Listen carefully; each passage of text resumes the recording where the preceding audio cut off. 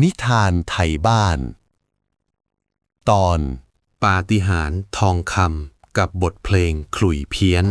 กลางครั้งหนึ่งนานจนแม้แต่ต้นไทรพันปีก็ยังจำความไม่ได้ณลำน้ำที่สงบเงียบจนได้ยินเสียงมดเดินแสงแดดลำไรลอดผ่านพุ่มใบไม้หนาทึบลงมาทาบบนผิวน้ำที่นิ่งสนิทราวกับกระจกเงากลิ่นดอกบัวหลวงที่เพิ่งคลี่กลีบรับอรุณลอยฟุมเคล้ากับกลิ่นไอดินชื้นๆแต่แล้วความสงัดนั้นก็ถูกฉีกเป็นชิ้นๆด้วยเสียงที่ฟังดูเหมือนเป็ดสำลักข้าวโพดผสมกับเสียงไก่ที่กำลังพยายามร้องเพลงโอเปร่าแปรดปีแป้มันคือเสียงขลุ่ยของเจ้าจ้อยชายหนุ่มผู้มีวิชาการเป่าขลุ่ยในระดับที่เทวดาต้องปาดน้ำตาไม่ใช่เพราะนะจ๊ะแต่เพราะเพี้ยนจนหาทางกลับบ้านไม่ถูกจ้อยนั่งอยู่บนตลิ่งชันๆที่เต็มไปด้วยรากไม้ระเกะระกะขาของเขาสวมกางเกงหม้อห้อมที่ขาดเป็นรูจนลมพัดผ่านเย็นสบายเขานั่งโยกตัวไปมาตามจังหวะเพลงที่เขาคิดเอาเองว่ามันช่างไพเราะเหลือเกินโดยหารู้ไม่ว่าปลาน้อยใหญ่ในน้ำต่างพากันว่ายหนีไปหาที่กบดานกันหมดแล้วเพราะทนฟังความเพี้ยนระดับสั่นประสาทนี้ไม่ไหววันนี้อารมณ์ศิลปินมันพุ่งพล่านจริงๆฮะเสียงขลุ่ยเรานี่มันช่างสะเทือนเลื่อนลั่นกับทั้งคุ้งน้ำเลยวุ้ยขนาดนกกระจิบบนกิ่งไม้นั่นยังหันมามองเลยสงสัยจะเคลิ้มและสิท่ามาเดี๋ยวพี่จ้อยจะแถมให้อีกสักเพลงนะจ๊ะนกน้อยจ้อยพยายามจะขยับท่านนั่งเพื่อเตรียมโชว์เพลงถัดไปแต่ก็นั่นแหละครับความซุ่มซ่ามมันอยู่ในสายเลือดเขาขยับตัวแรงไปนิดจนก้นเกือบจะลื่นถลายตกตะลิ่งมือไม้ไขว่คว้าลมวุ่นวายก่อนจะทรงตัวได้ด้วยท่าทางที่เหมือนลิงกำลังจะหงายหลังในจังหวะที่เขากำลังก้มลงมองพื้นเพื่อเช็คความเรียบร้อยสายตาเขาก็ปะทะกับบางอย่างที่ลอยนิ่งอยู่ใกล้เกาะบัวมันดูเหมือนขอนไม้เก่าๆที่ปกคลุมด้วยตะไคร่น้ำเขียวครึ้มจนดูเหมือนสวมชุดพลางตัวแต่สิ่งที่ทำให้จ้อยต้องขยี้ตาจนแทบถลนออกมาคือขอนไม้นั้นมีดวงตาที่ใหญ่เท่าผลส้มโอสีเหลืองอำพันวาววับที่กำลังจ้องเขม่งมาที่เขาอย่างสงสัยทันใดนั้นขอนไม้นั้นก็ขยับจระเข้เท่าผู้เป็นเจ้าของลำน้ำอ้าปากกว้างจนเห็นเหงือกสีแดงสดและสิ่งที่อยู่ข้างในนั้นทำให้จ้อยแทบจะตกเก้าอี้ลมแสงสีทองเรืองรองสว่างจ้าออกมาจากส่วนลึกของลำคอจระเข้แสงนั้นมันช่างบริสุทธิ์และสวยงามจนทำให้ดอกบัวรอบๆดูจืดจางไปในทันทีน้ำเสียงกระซิบกระซาบปนตื่นเต้นคุณพระช่วยกล้วยทอดปู่จระเข้ปู่แอบอมพระอาทิตย์ไว้ในปากเลยจ้ะนั่นหรือว่าปู่แอบไปคาบหลอดไฟนีออนของวัดมาเล่นโหยสว่างจ้าแสบตาไปหมดแล้วปู่เอ้ยอ้าปากนานๆแบบนี้เดี๋ยวแมลงสาบก็เข้าไปสร้างหมู่บ้านจัดสรรในพุงปู่พอดีหรอกความตื่นเต้นที่เห็นแสงสีทองทำให้จ้อยลืมตัวเขาพยายามจะโน้มตัวไปข้างหน้าเพื่อมองดูไอ้แสงปริศนานั้นให้ชัดๆลืมไปเลยว่าตัวเองกำลังนั่งอยู่บนตลิ่งชันที่เป็นดินโคลนลื่นเปลือดวินาทีนั้นเองเท้าข้างหนึ่งของเขาก็เหยียบลงบนรากไม้ที่ชุ่มน้ำฟืดเสียงเท้าลื่นถลายดังขึ้นพร้อมกับร่างของจ้อยที่ม้วนตลบเป็นเลข8มือพยายามคว้าหญ้าคาแต่ได้มาเพียงกำมือเดียวร่างของเขาถลายลงจากตลิ่งดังชุดผ่านกองใบไม้แห้งและหลุมโคลนจอยพยายามจะเบรกด้วยส้นเท้าแต่มันกลับทำให้เขากระเด้งขึ้นฟ้าครู่หนึ่งก่อนจะเอาหน้าทิ่มลงไปในดินเลนริมตลิ่งดังพลอปเสียงเหมือนใครเอาแตงโมขว้างใส่กำแพงโชคดีที่หัวของเขาไม่กระแทกหินแต่โชคร้ายคือขลุ่ยไม้ไผ่คู่ใจลอยและลิ้วข้ามหัวไปเคาะลงบนดั้งจมูกของจระเข้เท่าดังโป๊กพอดีเป๊ะราวกับจับวางแหวะทม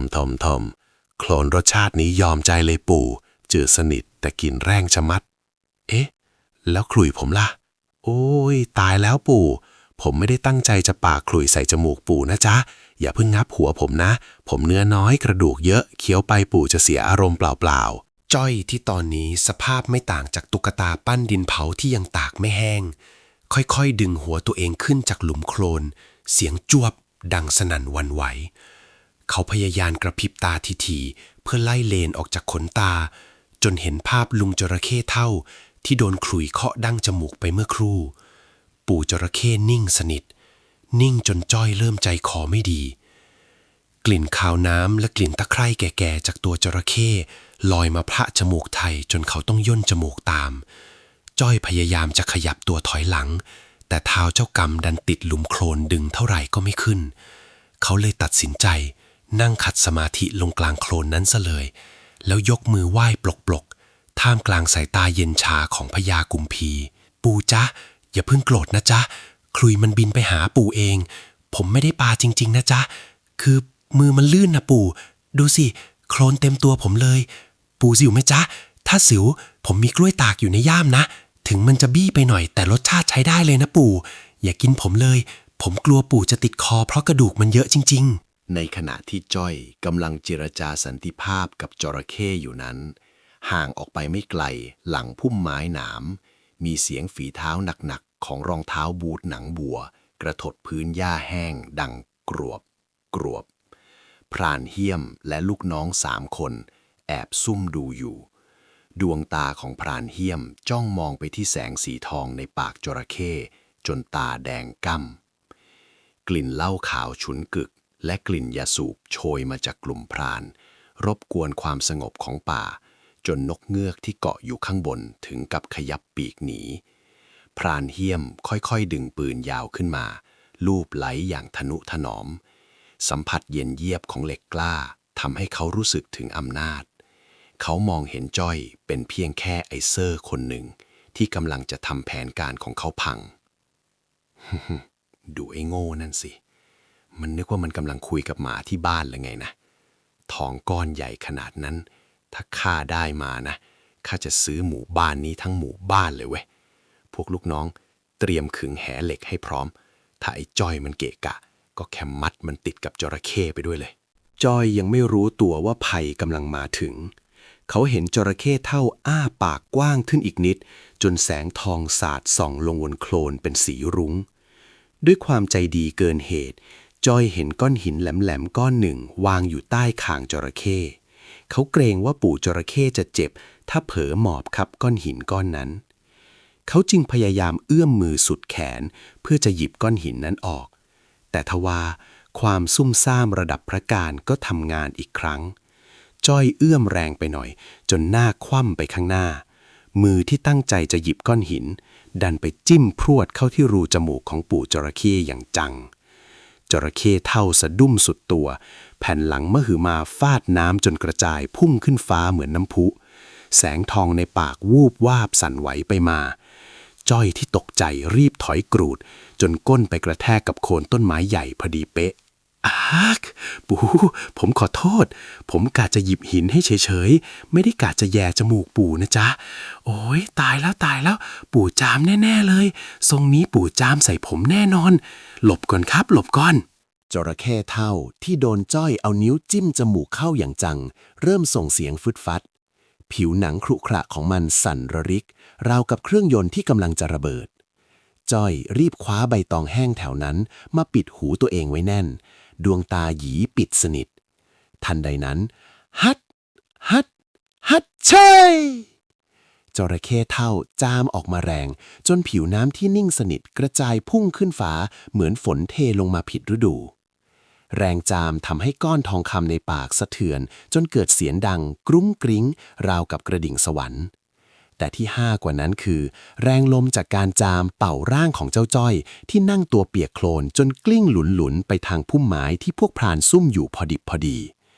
จ้อยร้องว้ายเสียงหลงขณะที่มือคว้าสเปะสปะไปดวลถุงยาสูบของพรานเหี้ยมที่ห้อยอยู่กับเข็มขัดจนหลุดติดมือมาด้วยพรานเหี้ยมที่กำลังเล็งปืนถึงกับหน้าเหวอเมื่อเห็นเจ้าจ้อยกลิ้งมาทับที่เท้าของเขาแถมยังกำถุงยาสูบสุดรักของเขาไว้แน่นอีกต่างหากโอ๊ยปู่จ๊ะจามทีเดียวโลกหมุนเลยนะเนี่ยเอ๊ะแล้วนี่ผมมานอนทับเท้าใครละเนี่ยรองเท้าบูทสีน้ำตาลหนังวัวแท้ซะด้วยพี่จ๊ะพี่ลืมถุงสีน้ำตาลไว้บนเอวหรือเปล่าจ๊ะผมช่วยเก็บให้นะแต่กลิ่นเหมือนหญ้าคาโดนเผาเลยพี่พรานเหี้ยมเดือดดาลจนหน้าเปลี่ยนเป็นสีม่วงคล้ำเขาตวาดสั่งพวกลูกน้องให้กางแหเหล็กออกทันทีโดยไม่สนเจ้าจ้อยที่นอนขวางทางอยู่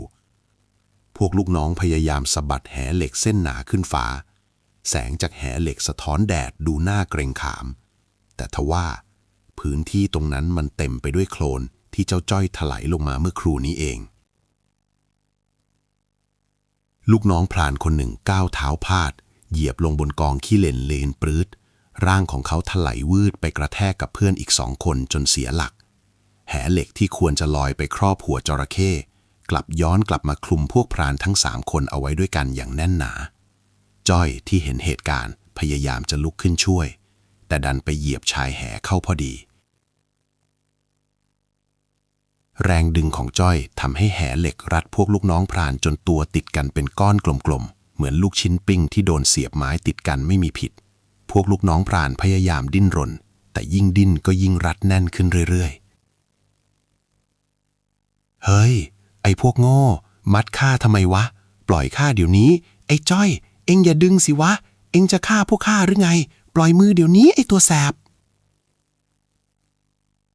พี่ชายจ๊ะใจเย็นๆนะพี่ผมไม่ได้จะมัดนะผมจะดึงออกให้แต่มันรัดแน่นจังเลยอุ๊ยผมลื่นอีกแล้วพี่รอนะพี่นะเดี๋ยวผมไปหาไม้มาช่วยแงะท่ามกลางความวุ่นวายของกลุ่มพรานที่กลายเป็นก้อนเหล็กพันกันนัวเนีย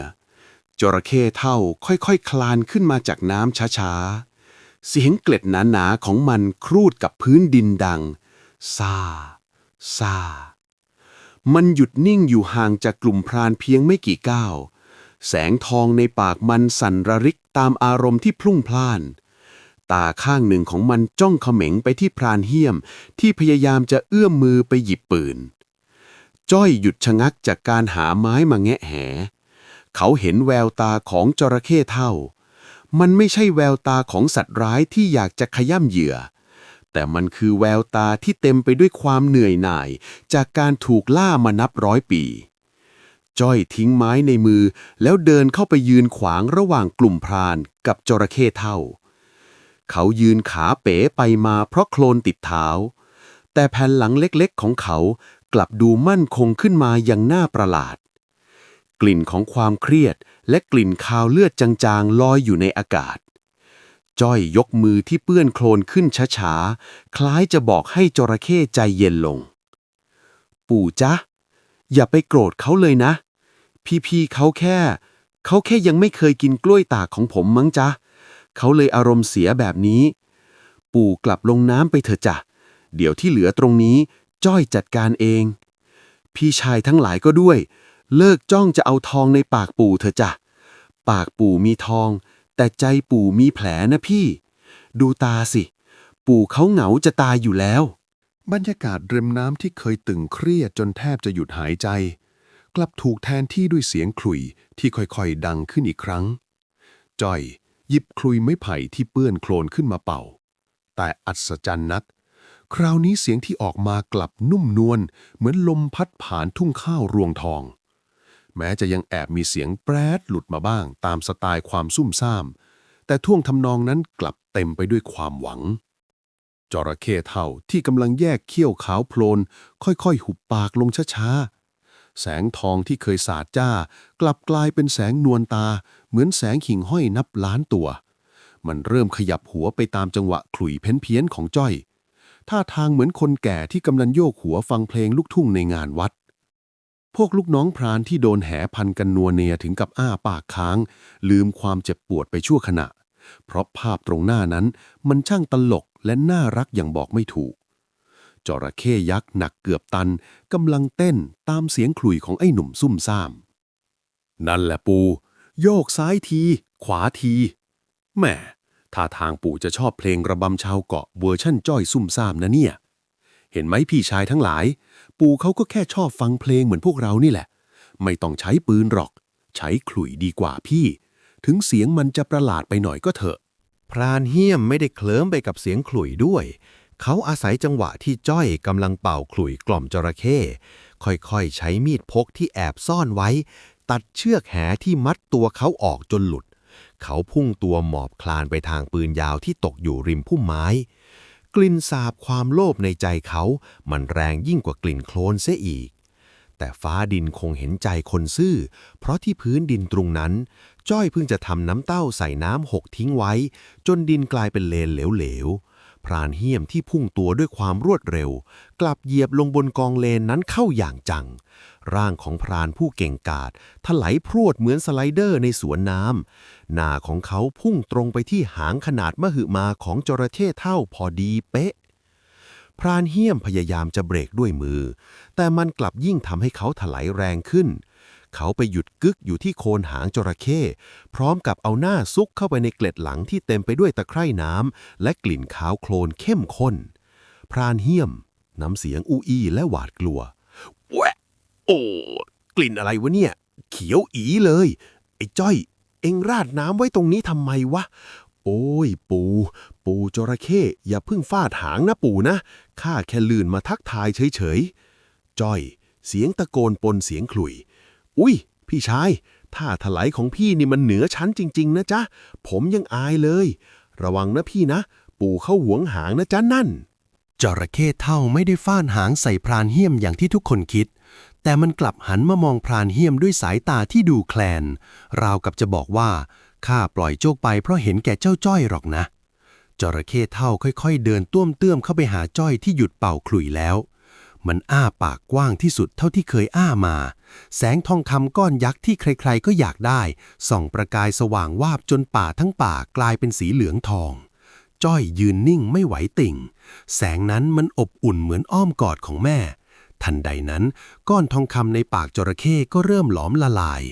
แต่มันไม่ได้กลายเป็นน้ำทองไหลนองพื้นมันกลับรวมตัวกันใหม่กลางอากาศกลายเป็นขลุ่ยทองคำที่สลักลวดลายวิจิตรบรรจงมีแสงวาววับระยิบระยับลอยล่งมาหยุดนิ่งอยู่ตรงหน้าจ้อยพอดีจ้อยยื่นมือที่สั่นเทาออกไปรับขลุ่ยทองคำนั้นมาไว้ในมือ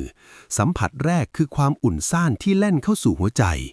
ความเศร้าและความโดดเดี่ยวของจระเข้เท่าถูกส่งผ่านขลุ่ยเล่มนี้มาถึงเขาปู่จ๊ะนี่มันปู่ยกขลุ่ยเล่มนี้ให้ผมจริงๆเหรอจ๊ะสวยเหลือเกินปู่เอ้ยลวดลายเหมือนเกล็ดของปู่เลยแล้วมันจะเป่าเพี้ยนเหมือนเล่มเก่าไหมเนี่ยขอบคุณนะจ๊ะปู่ขอบคุณจริงๆจ้อยประคองขลุ่ยทองคำเล่มงามไว้ในมืออย่างทนุถนอมสัมผัสของมันนุ่มนวลเหมือนผิวเด็กทารกแต่หนักแน่นเหมือนศิลาใต้บาดาล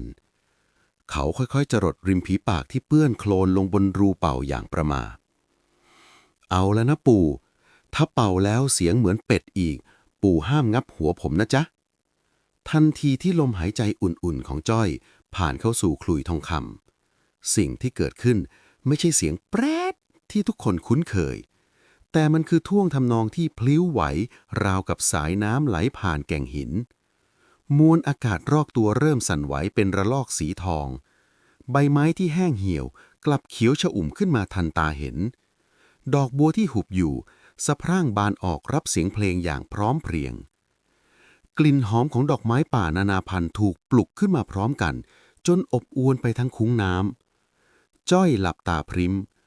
ความซุ่มซ่ามหายไปชั่วขณะ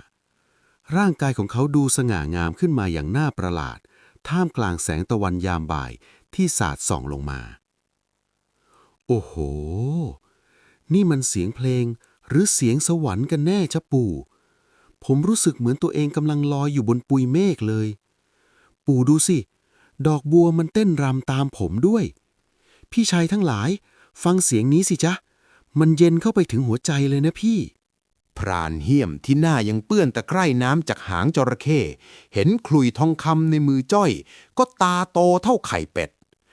ความสวยงามของเสียงเพลงไม่อาจล้างความโลภออกจากใจเขาได้เขาตะเกียกตะกายลุกขึ้นแล้วพุ่งตัวเข้าหาจ้อยส่งมาให้ข้าขลุ่ยทองคำนั่นต้องเป็นของข้าแต่ทันทีที่พรานเหี้ยมยื่นมือจะไปคว้าขลุ่ยแสงทองจากรูขลุ่ยก็พุ่งพรวดออกมากลายเป็นกำแพงอากาศที่มองไม่เห็นพรานเหี้ยมชนเข้ากับกำแพงนั้นดังปิ้งจนหน้าหงายหลังหงายท้องก้นจ้ำเบ้าลงในโกงโคลนอีกรอบพวกลูกน้องพรานที่หลุดจากแหพยายามจะเข้ามาช่วยก็ถูกคลื่นเสียงขลุ่ยผลักให้กระเด็นออกไปไกลเหมือนโดนพายุพัดที่ตลกคือแรงผลักนั้นทำให้พวกลูกน้องพรานหมุนติ้วๆเหมือนลูกข่างก่อนจะไปหยุดกึกในท่าที่กอดกันกลมดิกในพุ่มไม้หนามเสียงร้องโอยโอยโอยดังประสานไปกับเสียงขลุ่ยอย่างน่าขันทึ่งสยองหน่อยไอ้ขลุ่ยผีสิง เอ็งทำอะไรข้าไอ้จ้อยหยุดเป่าเดี๋ยวนี้นะโว้ยหูข้าจะเคลือบทองอยู่แล้วส่งมันมาให้ข้าดีๆไม่งั้นข้าจะโอ๊ยพุ่มไม้หนามมันทิ่มก้นข้า เมื่อบทเพลงจบลง ความเงียบสงัดที่แสนอบอุ่นก็กลับมาปกคลุมอีกครั้ง จระเข้เฒ่า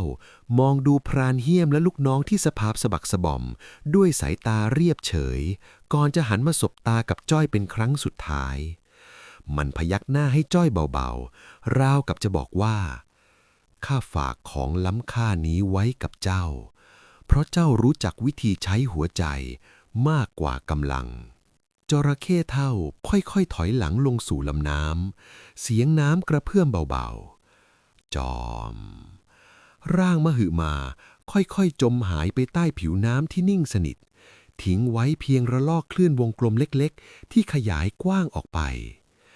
จ้อยยืนนิ่งมองตามมิตรต่างสายพันธุ์ไปจนลับตาความรู้สึกเศร้าสร้อยจางๆแล่นเข้ามากุมหัวใจ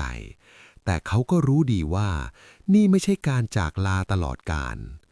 เขาก้มลงมองขลุ่ยทองคำในมือแล้วยิ้มออกมาทั้งน้ำตาที่คลอเบ้ามือที่เปื้อนโคลนเช็ดน้ำตาจนหน้าเละกว่าเดิมแต่แววตาของจ้อยตอนนี้ช่างใสซื่อและงดงามยิ่งกว่าทองคำก้อนใดในโลกลาก่อนนะจ๊ะปู่ขอบคุณสำหรับบทเพลงขอบคุณสำหรับความเชื่อใจผมสัญญาผมจะใช้ขลุ่ยเล่มนี้เป่าให้ปู่ฟังทุกวันเลยนะจ๊ะแล้วก็จะเอาทองนี้ไปช่วยคนจนในหมู่บ้านเราด้วยปู่ไม่ต้องห่วงนะจ๊ะ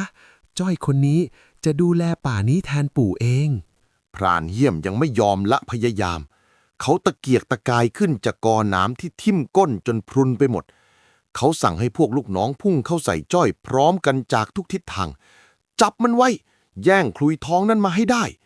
พวกลูกน้องพรานพุ่งตัวอย่างรวดเร็วราวกับเสือหิวแต่ทว่าพื้นที่ริมน้ำตรงนั้นมันกลายเป็นลานไอซ์สเก็ตขี้เลนไปเสียแล้วจ้อยที่ตกใจ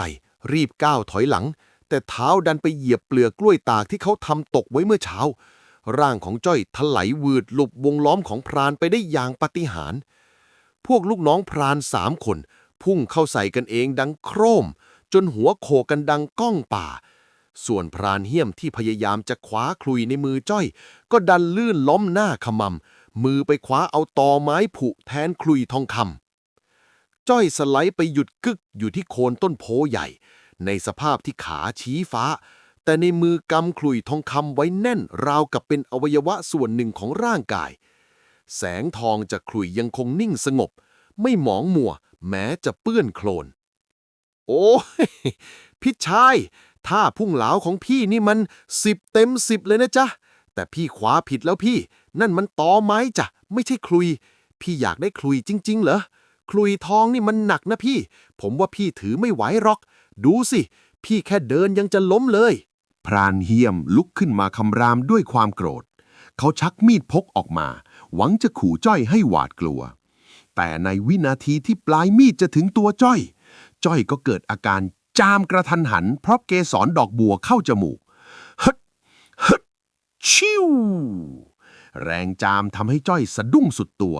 มือที่ถือขลุยเวียงไปกระแทกเข้าที่ถุงยาสูบฉุนๆของพรานเหี้ยมที่ตกอยู่ที่พื้นพอดีฝุ่นยาสูบกระจายฟุ้งเข้าตาเข้าจมูกพรานเหี้ยมและลูกน้องจนพากันสำลักแคะแคะแคะน้ำหูน้ำตาไหลนองหน้าท่ามกลางวงล้อมของควันยาสูบที่เหม็นหึ่งจ้อยรีบคว้าขลุ่ยทองคำขึ้นมาแล้วเป่าเสียงสั้นๆออกไป1 จังหวะเสียงขลุ่ยนั้นสั่นสะเทือนพื้นดินจนพวกพรานเสียหลักล้มลุกคลุกคลานกลิ่นฉุนของยาสูบผสมกับกลิ่นโคลนทำให้พวกเขาหมดสภาพนักล่า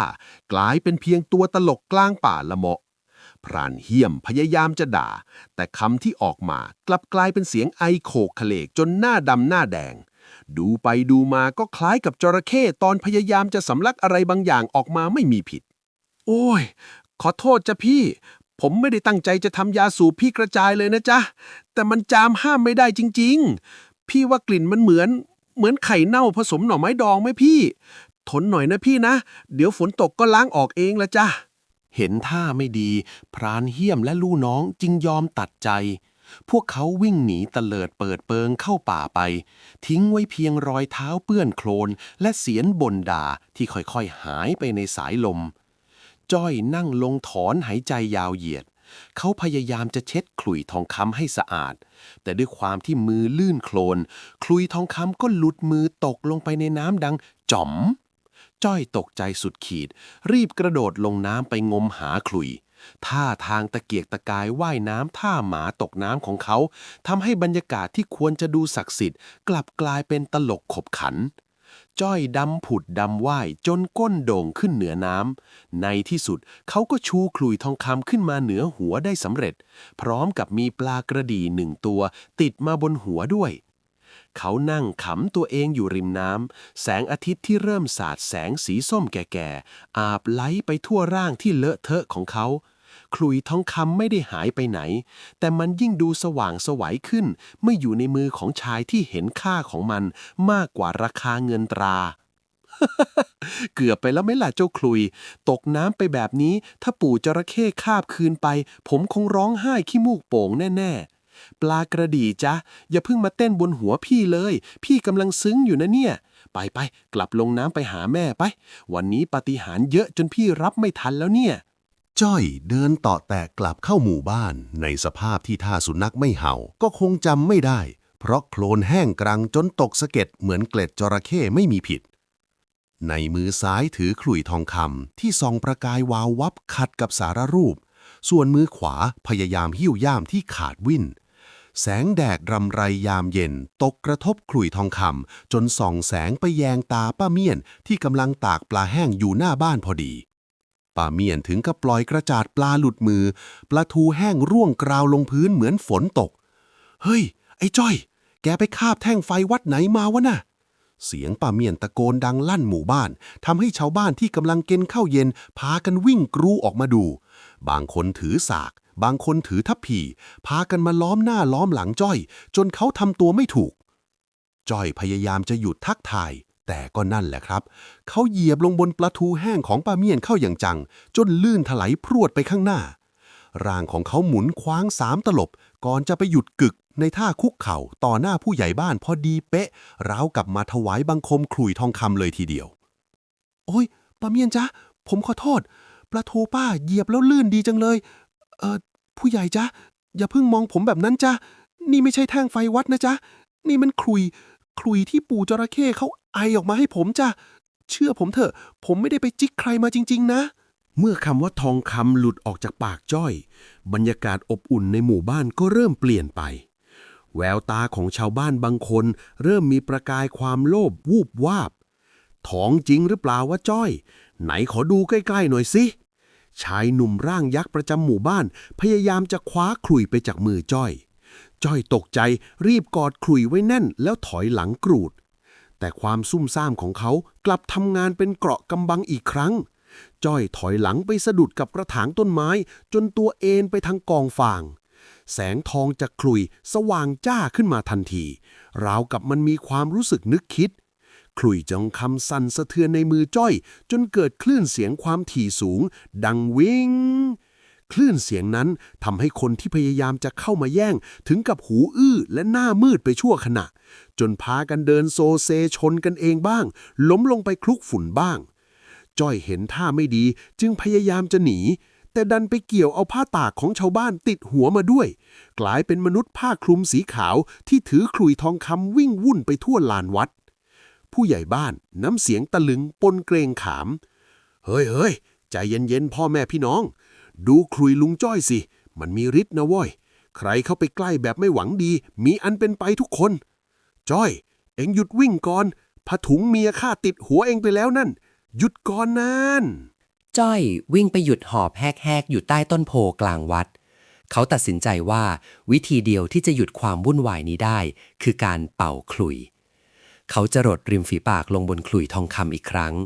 คราวนี้เขาไม่ได้เป่าเพื่อความสนุกแต่เขาเป่าด้วยความปรารถนาอยากให้ทุกคนสงบใจ